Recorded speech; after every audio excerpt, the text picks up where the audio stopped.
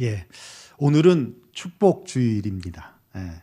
모든 교회들이 부활주일, 추수감사주일, 그리고 성탄주일이라고 지킵니다. 그러나 축복주일이라는 것은 없습니다. 우리 교회만 있습니다. 1월 셋째 주는 축복주일이라고 약속하고 개척 때부터 지금까지 지키고 있습니다. 이날은 제가 1년에 딱 한 번 11조와 헌금에 대한 복음적 메시지를 전합니다. 사실 헌금, 돈 얘기하는 것이 민감한 얘기입니다. 특별히 지금 이 시대는 돈이 지배하는 시대이다 보니 헌금에 관한 설교하기를 사실 꺼려 합니다. 그런데 저는 합니다. 아니, 이제 10년이 되니까 더 확신 있게, 자신 있게 합니다. 무슨 말씀이냐면, 저는 신학의 꽃은 목회라고 생각했던 사람이에요. 신학을 한다고 다 목사가 되는 게 아니고요. 또 교회에서 목회를 하는 것도 아닙니다. 선교사님도 되기도 하고요. 기독교 기관인 방송국, 신문사, 출판사 이런 곳으로 가시는 분들도 계시고요. 교수님이 되시는 분들도 계십니다. 꿈과 비전은 다양합니다만, 그런데 저는 오직 하나 목회자가 된다는 생각에 늘 교회에 대한 꿈을 가지고 공부를 했습니다. 물론 개척이냐 아니면 청빙이냐에 대한 부분은 늘 기도 제목이었지만, 어쨌든 변함없는 것은 하나님께서 허락하신 교회에서 목회할 것이며 하나님이 기뻐하시는, 우리 지난번 같이 2021년 12월 마지막 주에 말씀 같이 나눴죠. 없어져서는 안 되는 교회, 반드시 있어야 하는 교회로 섬기겠다라고 하는 비전을 늘 품고 살았던 사람입니다. 그러니까 제가 개인적으로 신앙생활을 배우고, 그리고 전도사나 강도사나 부목사나 이렇게 훈련 받으면서 이렇게 하면 안 되겠다, 혹은 이렇게 해야 되겠다라고 하는 소위 목회관, 목회 철학, 그리고 목회적인 방향 같은 것들을 갖잖아요. 그러면서 자연스럽게 교회를 맡게 된다면, 그럼 나는 이렇게 목회해야지라고 하는 구체적인 목회 비전들이 만들어지는데, 그중 하나가 바로 1월 셋째 주를 축복주일로 정하고 11조와 헌금에 대한 복음적 메시지를 전하는 것이었습니다. 사실 개척조교회는 임상되어지지 않았으니까 제가 경험한 복음적이며 성경적인 11조와 헌금 생활을 통해서 받은 하나님의 축복들을 바탕으로 확신을 가지고 전했다면, 지금은 11조를 잘 드리고 헌금 생활을 잘하고 있는 우리 성도들이 복을 받고 있는 것을 보면서 더 확신을 가지고 전하게 된다는 거예요. 저의 헌금 생활은 포틀랜드 에덴 장로교회를 섬기시는 원종훈 목사님에게 배웠습니다. 선배 목사님이셨죠. 저하고는 한 5년 선배 목사님이신데, 제가 함께 면목동, 제일 처음 지도교사로 나아갔던 면목동에 있는 개척교회를 섬길 때 그분이 중고등부 전도사로, 저는 주일학교 교사로 그렇게 섬겼는데, 본인의 헌금 생활을 말씀하시면서 저에게 이렇게 가르쳐 주셨어요. 주일 헌금은 생명의 속전이니까 당연히 매주 드리는 것이고, 11조 한 달에 한 번씩 소득의 10분의 1을 하나님 앞에 드리고, 한 달에 한 번씩 선교 헌금과 건축 헌금을 드리고, 그리고 절기 헌금을 드린다라고 얘기하시고 가르쳐 주셨어요. 근데 그분은 아버님이 목사님이세요. 그리고 제가 그 교회에서, 그 집에서 공부할 때는 거의 살다시피 매일 가서 놀기도 하고 자기도 하고 교회에서 탁구 치고 놀고 그랬는데, 그러니까 그분은 신앙생활을 잘 배우셨죠. 근데 저는 사실 고등학교 2학년 때부터 신앙생활을 했으니 사실 11조는 무엇이다라고 목사님한테 배웠지만 헌금 생활을 어떻게 해야 되는 거는 배우질 못했거든요. 그리고 고등학교 졸업하고 신학을 갔는데 교회가 분열이 되는 바람에 목사님이 태권도장을 빌려서 개척을 하셨는데 1년도 채 안 돼서 문을 닫게 됐어요. 그 뒤로부터는 사실 고아와 같이 교회 없이, 그때 친구들하고 같이 신학을 하는 친구들하고 큰 교회를 몇 달씩 다니면서 이렇게 교회를 탐방하기도 하는 그런 시간들을 갖기도 했는데, 그러다 보니까 사실 이런 헌금 생활을 누가 저에게 가르쳐 주신 분들이 없었거든요. 근데 원종훈 목사님에게 그렇게 배움을 받았고, 그리고 그때부터 지금까지 30년이 넘는 지금까지 헌금 생활을 그렇게 동일하게 하고 있습니다. 교회를 개척했을 때에도 변함없이, 제가 뭐 사례를 안 받았을 때도 변함없이 그렇게 했고, 지금도 그렇게 합니다. 근데 우리 교인들은 절기 헌금에 대한 개념은 많이 없는 것 같아요. 제가 물론 강조를 안 하기도 했지만, 사실 부활절, 성탄절, 추수감사절이 되게 중요한 날이잖아요. 정말 없어서는 안 되는 아주 중요한 날인데, 그때 하나님 앞에 감사함으로 드린다라는 건 되게 중요하거든요. 근데 그러지 않는 게 좀 아쉽기는 해요. 어쨌든 저는 그렇게 헌금 생활을 했습니다. 뭐 아시는 분은 아시겠지만 교회에서 지금도 제가 헌금을 드리는 랭킹으로 보면 3위 안에 듭니다. 제가 사례를 안 받았을 때도 어떤 성도보다 제가 헌금을 더 많이 드리기도 했습니다만, 제가 사례를 많이 받아서가 아니라는 건 여러분들이 잘 아실 겁니다. 지난주 참 저 자신 스스로도 놀라는 일이 있었는데요. 여러분 저 아시겠지만 저 혼자 밥 안 먹죠. 혼자 밥 안 먹습니다. 혼자 식당 가서 제가 만약 혼자 식당에서 밥 먹는 모습을 여러분이 봤다, 그럼 죽을 때가 얼마 안 남은 거예요. 죽기 전에 먹고 가려고 그러는 겁니다. 그럴 일이 없죠. 보통 이상하게도 약속이 없는 날은 계속 없고요. 약속이 있는 날은 또 겹쳐요. 점심 약속이 있으면 꼭 이 사람도 사준다고 그러고 저 사람도 사준다고, 이게 좀 나눠주면 좋은데 꼭 그러더라고요. 근데 보통은 제가 사무실에 뭐 점심에 혼자 대부분 있어요. 지금은 뭐 더해요. 밖에 나가서 약속을 잡지 않으니까 거의 사무실에 혼자 있으면 그냥 여러분 이제 교회를 곳곳에 다니면 먹을 게 많이 숨겨져 있습니다. 아시겠죠? 주로 이제 유치부실 가면 아주 많아요. 그래서 뭐 과자 먹고 때우든 뭐 사발면 먹고 때우든 아니면 뭐 반찬집 늘보내 있잖아요. 걸어가서 김밥 하나 사와서 그냥 사무실에서 먹든 이러는데, 지난주 제가 김가무연옥에서 비빔냉면과 목살구이 콤보를 투고해서 사무실에서 혼자 먹는데, 먹으면서도 그런 생각이 드는 거예요. 내가 미쳤나? 그럴 일이 없어요. 이런 정식을 시켜서 먹는 일이 없어요. 그러면서 이런 생각이 나는 거예요. 아, 내가 살림이 좀 나아졌구나. 살림이 좀 나아졌구나. 올해 드디어 제 사례가 오르면서 사모가 버는 것과 합치면 이제 2분이 되었습니다. 지난 10년간 항상 적자였어요.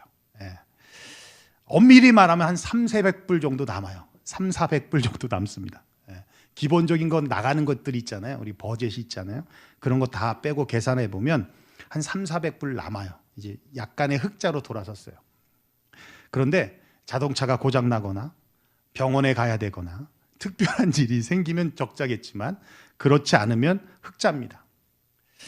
그만큼 교회가 재정적으로 이제 어려움이 없다라는 이야기예요. 감사하죠. 물론 그전에도 교회가 저를 책임지려면 책임질 수 있었습니다. 그런데 저만 책임지는 거죠. 선교도 못하고 사역도 못하고 교회가 저를 위해서 존재하고 있는 건 아니잖아요. 그러니까 당연히 그러면 안 되죠. 그래서 그 선에 교회가 할 수 있는 사역을 할 수 있는 것을 먼저 우선순위로 두고 그 다음에 제 사례를 책정을 했습니다. 그런데 이제는 저를 책임지고도 다른 사역들이 될 수 있다라는 거예요. 참 감사하죠. 그 말은 여러분들도 잘 아시지만 우리 교회가 많이 부흥이 됐거나 또 성도 중에 한 분이 로또에 맞았거나 그런 거 아니죠. 그리고 우리 교회 성도님들 중에 뭐 정말 많은 재산이 있거나 돈을 사업을 잘해서 많이 벌거나 이런 분은 없잖아요. 우리는 진짜 다 개미들이에요. 근데 우리 성도들이 정말 열심히 힘써 드린다는 겁니다. 참 열심히 힘써 드린다. 헌금을 드리는 방법에 대해서 마지막 finally 이제 앞으로 우리 헌금 드리는 방법은 이렇게 갈 거야라는 방향이 뭐였냐면요. 예배를 드리기 전에 먼저 헌금을 드리는 거거든요. 예, 그게 마지막 단계였었어요. 근데 팬데믹 전에는 우리가 바구니를 돌렸잖아요. 예, 어떤 분은 그래요. 바구니를 돌려야 헌금이 더 거친대. 그건 아니라고 봅니다. 물론 더 거칠 수도 있겠죠. 그렇게 거친 헌금을 하나님이 기뻐하실까? 그건 아니라고 봐요. 근데 팬데믹을 지나면서 바구니를 돌릴 수 없어서 이제 헌금을 뒤에다 놓고 오시는 분들이 자연스럽게 헌금을 드리고 들어오는 이 시스템이 됐어요. 그런데도 헌금이 줄지 않았다는 거예요. 나는 그게 너무 감사해요. 그러니까 바구니가 와서 어쩔 수 없이 드리는 헌금 이것도 안 되는 것이고요. 그냥 자발적으로 사모하는 마음. 제가 말씀 전하겠지만 그냥 하나님을 사모하는 마음에. 그죠? 그렇게 하나님 앞에 드리는 것이 하나님 앞에 카운트가 되는 것이고 하나님이 기뻐 받으시는 것이다라는 것이죠.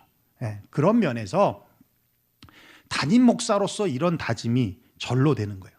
교회 재정을 더 투명하게 운영하자. 더 투명하게 운영하자. 여러분 우리 교회 아시겠지만 우린 재정부가 고착적으로 재정위원이 뭐 3년, 5년 이렇게 가지 않아요. 늘 바뀝니다. 재정위원을. 왜냐하면 교회 살림 돌아가는 걸 알아야 하니까. 그죠? 어떤 누구에게만 있어서도 안 되고 그게 권력이 돼서도 안 됩니다. 그래서 집사님들 중에 11조를 드리는 분이라면 재정에 들어가셔서 헌금 개수를 하실 수 있어요. 그리고 매년 그렇게 바꾸는 걸 원칙으로 합니다. 뭐 팬데믹 때문에 지금은 그러지 못하는데 그리고 자꾸 그렇게 바뀌다 보니까 이어지지 않는 부분들이 있어요. 그런 부분들은 보완을 해야 되겠지만 어쨌든 그렇게 운영을 하는 이유는 교회가 투명하게 운영되고 있다는 거예요. 그리고 뭐 여기 나와 있는 청년들도 그렇지만 우리는 먼저 쓰죠. 그죠? 허락을 받고 그리고 뭐 사야 된다라고 하면 먼저 자기 카드로 쓰고 영수증을 첨부하면 이제 체크로 발행이 되잖아요. 그죠? 그러니까 투명하게 운영이 되는 거예요. 더 투명하게 교회를 운영하자.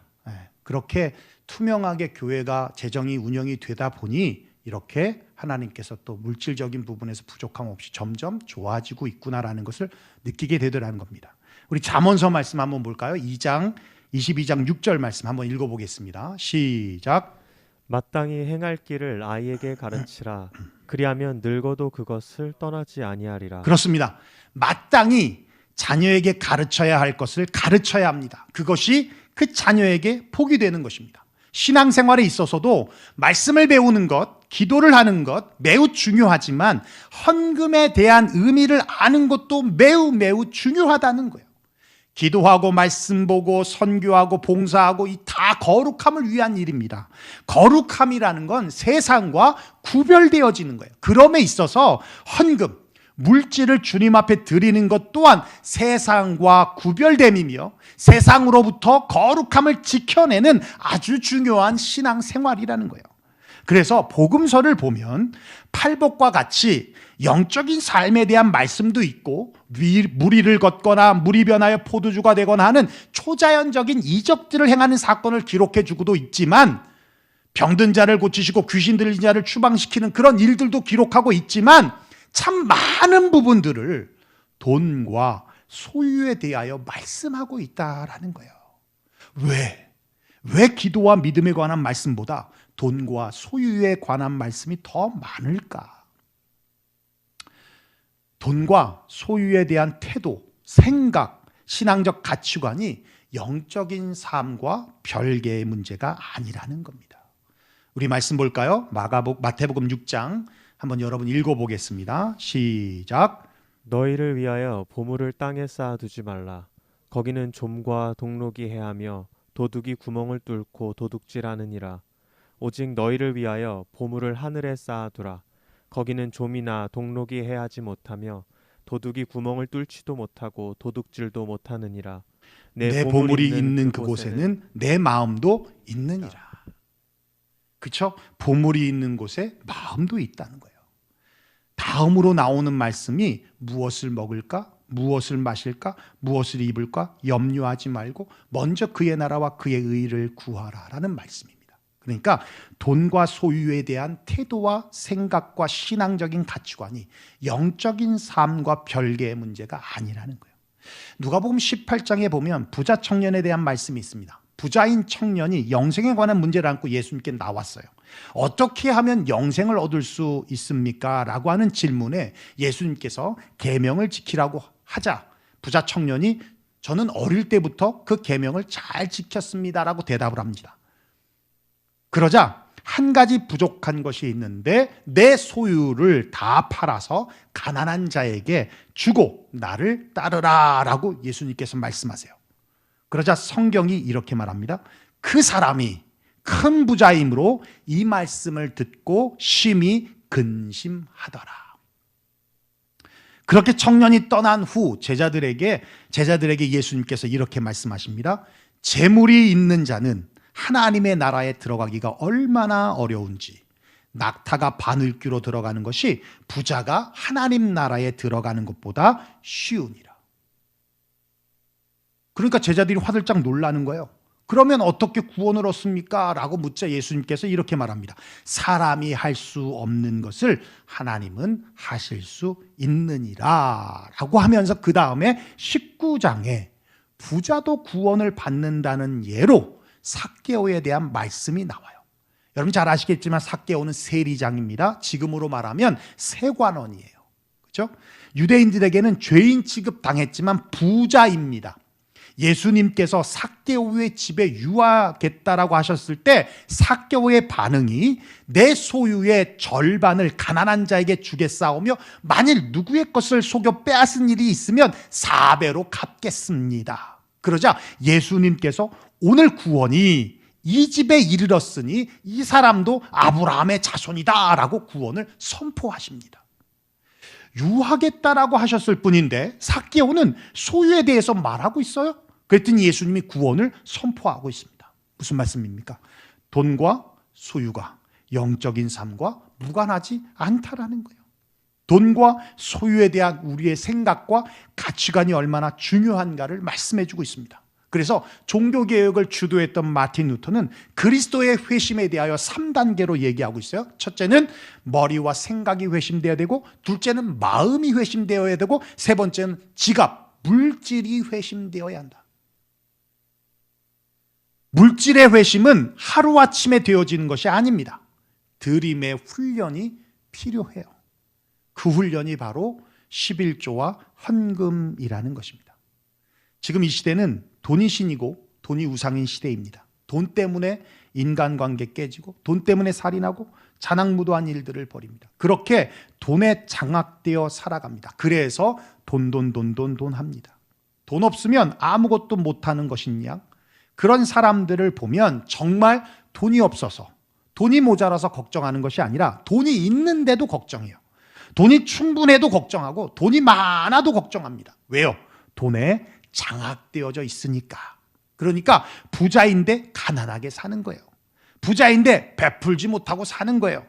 부자인데 나누지 못하는 겁니다. 부자인데 다른 사람이 부자인지 모르게 사는 겁니다. 다른 사람들이 인정하지 않는 거예요. 여러분, 기독교의 파워가 뭡니까? 세상 사람들이 기독교인을 부러워하는 것이 뭡니까? 고린도서 6장 9절 10절 말씀 우리 한번 읽어볼까요? 시작. 무명한 자 같으나 유명한 자요, 죽은 자 같으나 보라 우리가 살아있고, 징계를 받는 자 같으나 죽임을 당하지 아니하고, 근심하는 자 같으나 항상 기뻐하고, 가난한 자 같으나 많은 사람을 부유하게 하고, 아무것도 없는 자 같으나 모든 것을 가진 자로다. 아무것도 없는 자 같으나 모든 것을 가진 자다. 이 말씀 읽을 때마다 위로가 되고 힘이 됩니다. 이게 우리의 프라이드 아닙니까? 어떤 사람들은 11조와 헌금을 드리는 것을 기복신앙이라고 여기며 비난하기도 하지만 11조와 헌금을 드리는 이유가 단지 복을 받기 위한 일종의 뇌물로 드리는 것이라고 생각하기 때문입니다. 절대 그렇지 않습니다. 우리가 11조와 헌금을 드리는 이유와 목적은 바로 돈에 장악되지 않으려고, 만몬에 조종당하지 않으려고, 돈을 의지하고 섬기지 않겠다, 물질의 욕망에 사로잡히지 않겠다, 떡으로만 살지 않겠다, 오직 하나님만 의지하겠다고 하는 결단과 각오의 표현이자 재물로부터의 독립 선언하는 것이 바로 헌금과 11조를 드리는 것입니다. 그렇습니다.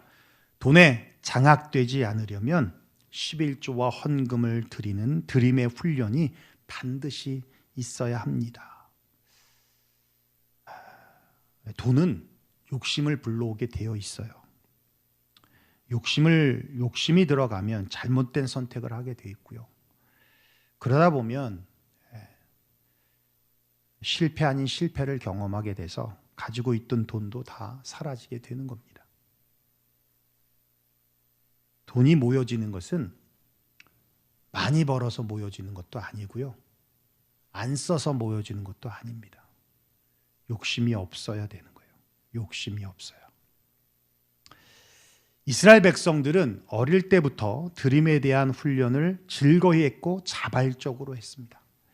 실제적으로 이스라엘 백성들은 세 가지의 11조가 있었는데 제사장들과 레위인들을 돕기 위한 토지 소산의 11조가 있었고 가족, 친지, 노비, 레위인까지 함께 축제를 가지기 위해서 제2의 11조라고 하는 축제의 11조가 있었고 이건 매년 드렸던 것입니다. 그리고 3년에 한 번씩 고아와 과부를 위한 11조를 드렸습니다. 그래서 3년을 평균해 보면 23%를 드렸습니다. 이렇게 드림을 통해서 하나님을 우선으로 제일로 그리고 중심으로 경외하는 법을 배웠고 물질의 탐심과 욕망을 절제하고 자제하는 훈련을 받았다라는 거예요.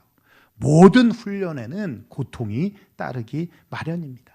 결단과 용기가 필요합니다. 그런데 훈련은 나를 성장하게 하고 성숙하게 하고 그리고 내 수준을 높여줍니다.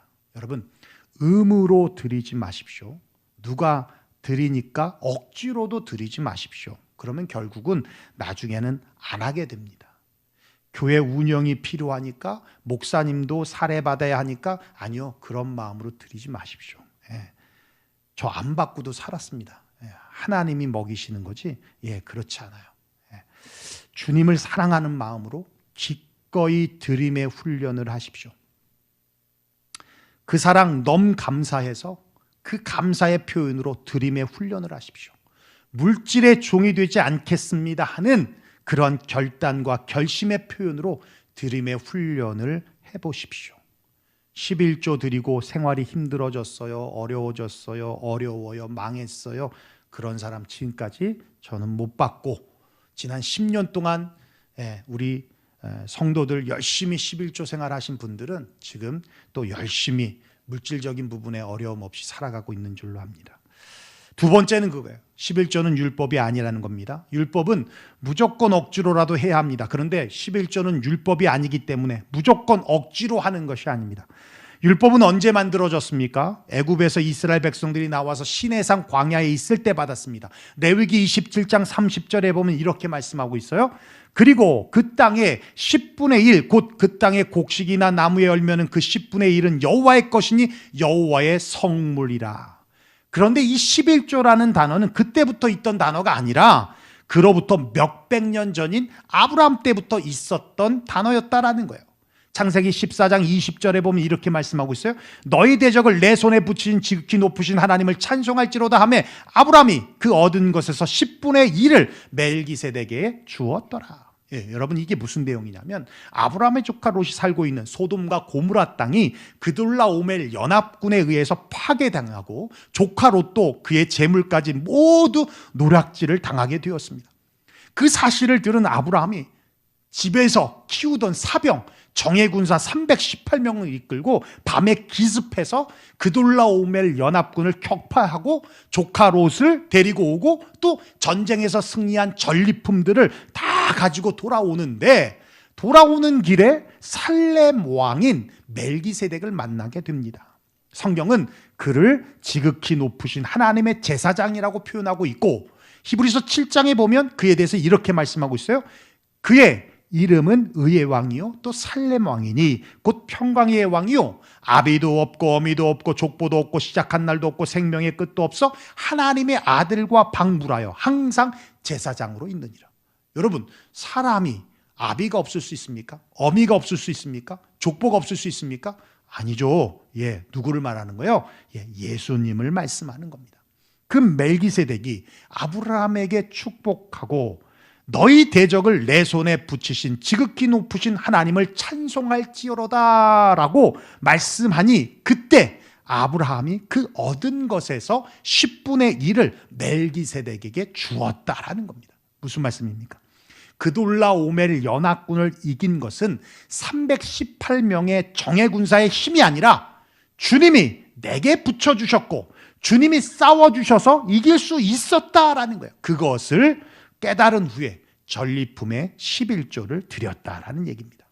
아브라함의 11조는 하나님의 은혜에 감사하고 이 모든 것은 주님이 주신 것이며 주님이 함께 하셨다는 신앙 고백 그 자체였어요. 즉 다시 말해서 하나님은 축복자이시며 나는 그 하나님의 축복으로 살겠습니다라고 하는 신앙 고백으로 드린 것이었다라는 거예요. 여러분, 11조는 율법이 아닙니다. 11조는 따라합시다. 하나님은 축복자이시며 나는 하나님의 축복으로 살겠습니다. 이 신앙 고백이 바로 11조라는 것입니다. 마지막 세 번째 11조는 축복의 씨앗이에요. 오늘 본문 6절에 뭐라고 말씀하고 있습니까? 이것이 곧 적게 심은 자는 적게 거두고 많이 심은 자는 많이 거둔다 하는 말이로다. 심어야 거두는 것입니다. 적게 심으면 적게 거두는 것이고 많이 심으면 많이 거두는 것입니다. 아주 자연적인 법칙이에요. 그대로 하나님의 축복의 법칙도 동일하게 적용되는 것입니다. 말라기 3장 10절 12절인데 우리 한번 읽어볼까요? 시작. 만군의 여호와가 이르노라 너희의 온전한 11조를 창고에 들여 나의 집에 양식이 있게 하고 그것으로 나를 시험하여 내가 하늘 문을 열고 너희에게 복을 쌓을 곳이 없도록 붙지 아니하나 보라. 그렇습니다. 온전한 11조를 들으면 하나님이 쌓을 곳이 없을 만큼 부어주시겠다는 약속의 말씀입니다. 그렇다면 온전한 11조가 무엇인가? 마태복음 23장 23절에 말씀하고 있죠. 화 있을진저 외식하는 서기관들과 바리새인들이여 너희가 박하와 회양과 근처의 11조를 드리되 율법에 더 중한 바 정의와 긍휼과 믿음은 버렸도다. 그러나 이것도 행하고 저것도 버리지 말아야 할지니라. 정의 뭐예요? 거룩함, 즉 구별함입니다. 주님께 드리는 11조는 구별되어야 한다. 긍휼, 사랑함입니다. 주님을 사랑함으로 드리는 것입니다. 믿음, 믿음. 하나님은 축복자이시며 나는 하나님의 축복으로 살겠습니다라는 신앙 고백과 함께 주님이 응답하실 거에 대한 소망과 설레임으로 드리는 것. 이게 바로 온전한 11조 생활입니다. 억지로나 인색함으로 또 율법적인 의무로 그렇게 드리지 마십시오. 하나님 앞에 단돈 일부를 주님 앞에 드려도 주님 앞에 주님의 축복으로 살겠습니다라고 하는 이 신앙 고백을 하며 드리는 거예요. 그걸 하나님이 받으시는 것입니다. 사랑하는 성도 여러분, 우리가 주님께 드리는 11조를 비롯한 헌금, 이건 경건을 위함이며 하나님을 경외하는 또 다른 모습입니다. 11조는 결코 율법도 아니고 또 그건 성도의 신앙 고백이며 축복의 씨앗입니다. 11조는 하나님이 우리를 축복하시기 위한 근거로 만들어 놓은 그릇이지 우리의 생활을 어렵게 하기 위해 만들어 놓으신 것이 아니라는 것입니다. 우리가 하나님께 드리는 헌금, 연보가 억지로나 인색함이 아니라 눈치 보고 내 지위의 책임에 따라 내는 것이 아니라 하나님을 사랑하고 즐겨 낸다면 그렇게 드리는 헌금을 하나님은 기뻐 받으실 것이고 그 헌금 위에 심은 대로 거두게 되는 복을 하나님께서 주실 것입니다. 혹시 아직도 11조를 드리지 못하는 분 계십니까? 오늘 결단해 보십시오. 믿음으로 한번 다시 시작해 보십시오. 그러면 주님이 반드시 축복해 주실 것입니다. 또 11조를 드리는 분들이 많이 계시지만 여러분 온전한 11조를 드리십시오. 그러면 주님의 축복을 확인하시게 될 것입니다. 기도하겠습니다.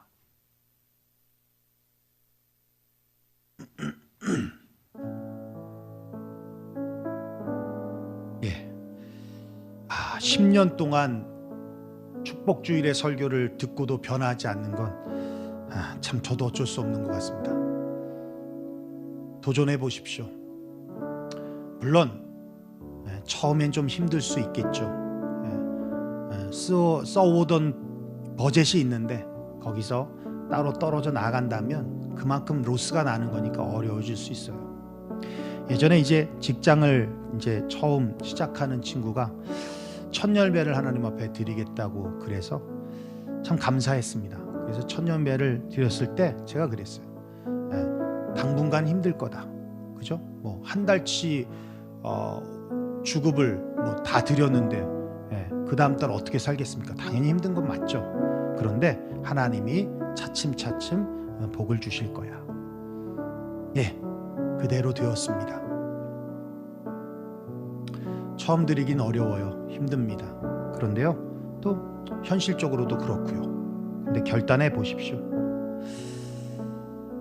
우리가 신앙생활 하다 보면 참 내가 저러면 안 되지, 저런 거 보면서 그러면 안 되지, 이런 걸로 배우는 게 참 많잖아요. 그런 거 말고요, 좀 케이스 스타디, 모범적인 스타디를 보면 그런 걸 보고 좀 배우고 답습하고 나도 저렇게 해야지, 이런 것들로 더 많이 우리가 배움과 깨달음이 있었다면 더 좋겠다라는 생각이 들어요. 모르겠습니다.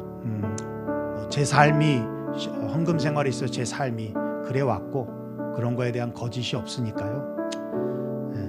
어쨌든 한번 도전해 보십시오.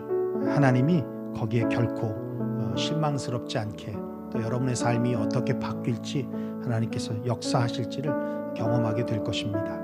오늘 말씀 들은 대로 우리 함께 기도했으면 좋겠어요. 하나님, 11조와 또 이 헌금 생활이 하나님 거룩함을 위한, 하나님을 경외하기 위한 또 다른 하나의 신앙의 모습이라는 것을 하나님 깨달았으니 이제 돈에 장악되지 아니하도록 하나님 신앙 믿음으로 하나님 앞에 드리겠습니다. 하나님은 나의 축복자입니다. 나는 그 하나님의 축복으로 살겠습니다라고 하는 이 고백으로 하나님 앞에 헌금 생활을 또한 잘하겠습니다. 2022년도 하나님 믿음으로 나아가겠습니다라고 고백하며 나아가길 원합니다. 우리 함께 기도하며 나아갑니다. 기도하겠습니다. 고마우신 우리 아버지 하나님, 그렇습니다.